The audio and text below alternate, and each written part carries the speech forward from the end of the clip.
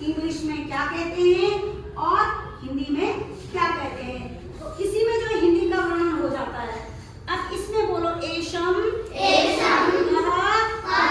अस्ति एषम पत्रवाहक अस्ति। वो पूछ रहा है कि एषम कहाँ अस्ति। एक चित्र देख रहे हो आप लोग, इसमें चित्र दिख रहा है। उस चित्र को देखकर बताने हैं आपने कि यहाँ कौन है। ये पूछ रहा है यहाँ कौन है। फिर नीचे उसका उत्तर भी लिख रहा है कि एषम पत्रवाहक अस्ति, यह पत्रवाहक है। अब पत्रवाहक क्या होता है। पत्रवाहक आप में से कौन बताएगा। आप बताओ पत्रवाहक माने डाकिया। वेरी गुड, क्लियर कर दो इसमें। तो पत्रवाहक माने क्या होता है डाकिया। और डाकिया किसको कहते हैं, जो हमारी पत्रों को चिट्ठियों को एक स्थान से दूसरे स्थान तक पहुंचाता है, उसको डाकिया कहते हैं। लेकिन अब डाकिया का काम थोड़ा कम हो गया जब से हमारे पास क्या हुए हैं, मोबाइल हुए हैं।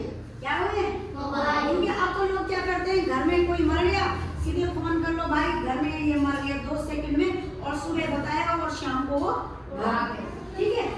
अब नहीं पड़ती कि जो शादी है, निमंत्रण पत्र दिया, मोबाइल से पकड़ा है, मोबाइल में फोटो खींची और उसको कार्ड भेज दिया और कहा भाई शादी है, शादी में आ जाना। अब कितना आसान हो गया।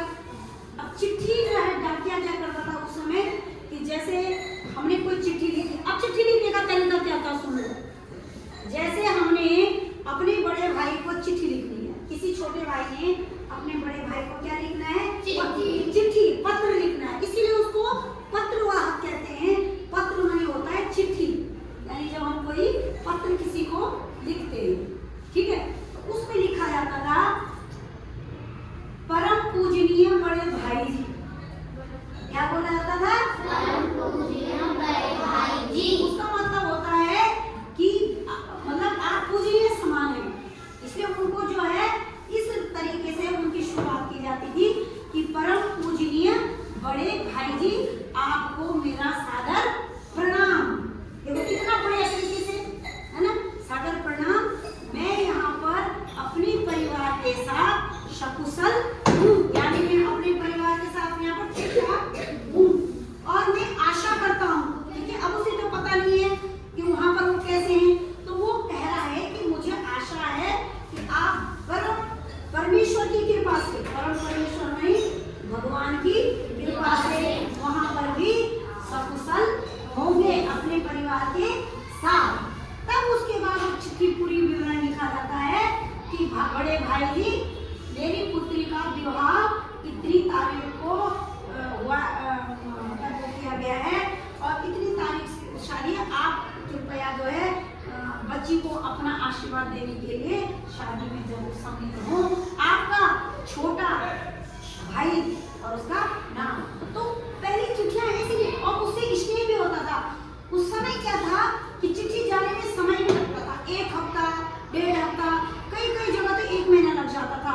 तो लोगों को इतनी जल्दी अपना प्रोग्राम भी करना पड़ता था कि यार चिट्ठी तो लेट जाती है, और तो तार कहते थे। तो अगर किसी को जल्दी भेजना हो तो तार होता था, तार में क्या होता था, वो जल्दी जाता था, फिर उसकी अलग स्पीड होती थी और वो फिर चिट्ठी अलग से जाती थी। तो उसके बाद क्या हुआ कि जब वो चिट्ठी वहां पहुंची, भाई ने पढ़ा, बड़े स्नेह के साथ चिट्ठी लिखी। अब क्या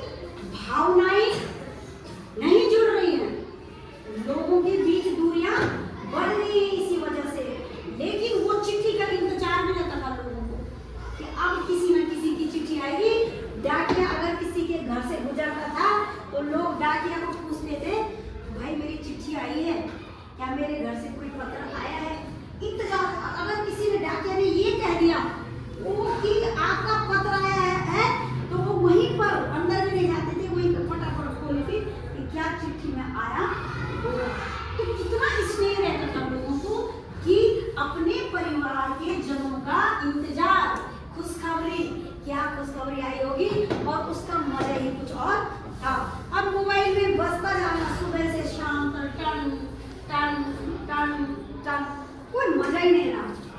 तो जब कोई चीज के लिए क्रेज होता है, तो कोई चीज हमको कम चीज में मिलती है, माना खीर है, हमको खीर बहुत पसंद है ना, है ना। अब हमको कभी कभार अगर खीर मिल रही है तो उसका मजा ही कुछ और है। या हमको मिठाई बहुत पसंद है, कभी कभी मिल रही है तो उसका मजा ही कुछ और है। जैसे दाल चावल है, दाल चावल हमको डेली मिल रही है, इसका कोई इतना ज्यादा इंटरेस्ट नहीं है। क्यों नहीं है? क्योंकि तो रोज मिल रहा है, हमें पता है दाल चावल खाना है। लेकिन अगर कोई चीज कभी कभी मिलती है तो उसका मजा ही कुछ और है। और अगर हम डेली खीर खाने लगेंगे तो हम बोलेंगे अरे छोड़ो यार, तो रोज का हमारी बस की नहीं, रोज का। तो वही चीज भावनाएं भी कि इंसान एक दूसरे के साथ जुड़े हुए थे। तो इसलिए इसका मतलब है कि पहले के लोग जो है अपने परिवारों के साथ, लोगों के साथ उनका जुड़ाव अच्छा था और सत्कार भी अच्छा था। तो आप लोगों को भी ये चीज सीखनी है ना कि हमको क्या करना है। हमको भी ये जो नई चीजें हैं, अब उसको तो कुछ नहीं कर सकते, मोबाइल है तो है, पर लेकिन अगर हम किसी को बुलाते हैं, उसको निमंत्रण कर रहे हैं, उसको बुला रहे, पहले तो उसको शादी का कार्ड पहुंचाओ, भाई पहुंचाओ। अगर नहीं पहुंचाता है, पहुंचाया जा रहा है, तो आप क्या करो, उसको जब भी मोबाइल में लिखते हो तो उसको तरीकेबद्ध से लिखना चाहिए पूरी बात अपनी। प्रेम प्रिय दोस्त, ये जो है मेरी बहन की शादी का कार्ड है, आपको शादी में जरूर सम्मिलित होना है, मैं आपका इंतजार करूंगा या करूंगी। तुमने शादी में आना है, कोई मजा ही नहीं है ना। और इसको इंग्लिश में क्या कहते हैं? डाकिया को इंग्लिश में क्या कहते हैं? पोस्टमैन। क्या कहते हैं? पोस्टमैन। हाँ, पोस्टमैन कहते हैं, है ना। इसीलिए हम उसको पोस्ट ऑफिस कहते हैं। सुना तुमने? Post office, postman. डाकिया यानी डाक देने वाला, पत्रवाहक यानी चिट्ठी देने वाला। देखो शब्द से ही पता चल रहा है कि इसका मतलब क्या है। तो संस्कृत में क्या हुआ? पत्रवाहक, जोर से बोलो। पत्रवाहक, डाकिया, पोस्टमैन। ठीक है, तो अब आप लोग इसको रट लो, अपने दिमाग में बिठा लो। मैडम ने बताया है पत्रवाहक मनी। अच्छा, इसको जो दो बिंदे लगे होते हैं ना, इसको पत्रवाहक नहीं पढ़ते, पत्रवाहक। बोलो पत्रवाहक। हाँ, क्योंकि वो जो दो बिंदे लगे हैं, पत्रवाहक। अंग पढ़ा है तुमने स्वर में? आप देखो, तुम कहते हो वो कहाँ यूज होता है? हिंदी में जो हमारा स्वर में अंग होता है, तो अंग की मात्रा तो हिंदी में लगती है, लेकिन ये जो दो बिंदे होते हैं ये नहीं लगते हिंदी में। देखो तुमने कहीं, केवल दुख में लगते हैं, दुख लिखते हैं ना, तो दुख में। लेकिन ये संस्कृत में सबसे ज्यादा यूज होता है। अहा बोलते हैं ना इसको, क्या बोलते हैं? अंग, अहा। तो यही चीज हम संस्कृत में लगती है, पत्रवाहक।